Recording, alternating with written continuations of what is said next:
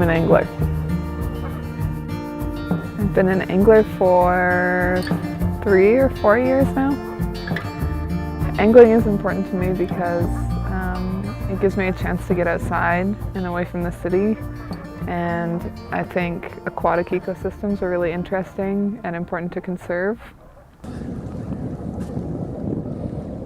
I graduated in May of this year in ecology, and I chose that field because I've always been interested in animals and how animals interact within their environment, and learning about different species and the roles they play within an ecosystem.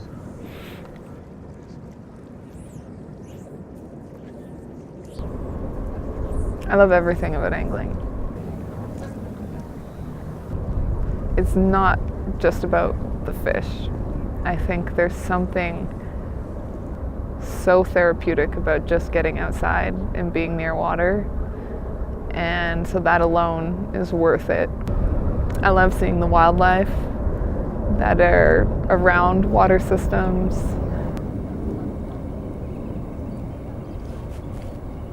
I love the puzzle that's involved with fly fishing specifically because, and reading a river.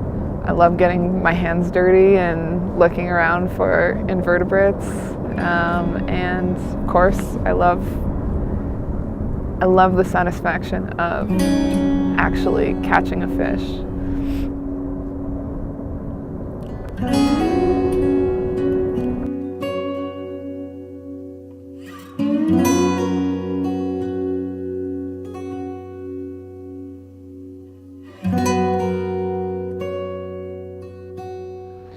I think everybody kind of has that moral responsibility to kind of respect the wildlife around us.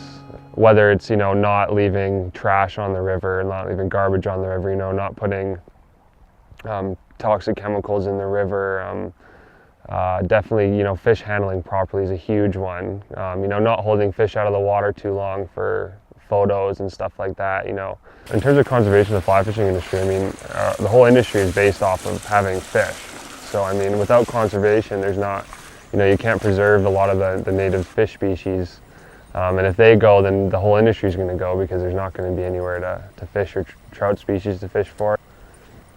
Trout Unlimited plays a huge role in fish conservation. They're one of the only organizations around that really does focus on the trout populations around, around Calgary, Alberta, Canada. So we're a national conservation organization. We have a focus on water quality, water quantity, fish habitat, and fish communities. So our mission is to conserve, protect, and restore freshwater resources for current and future generations.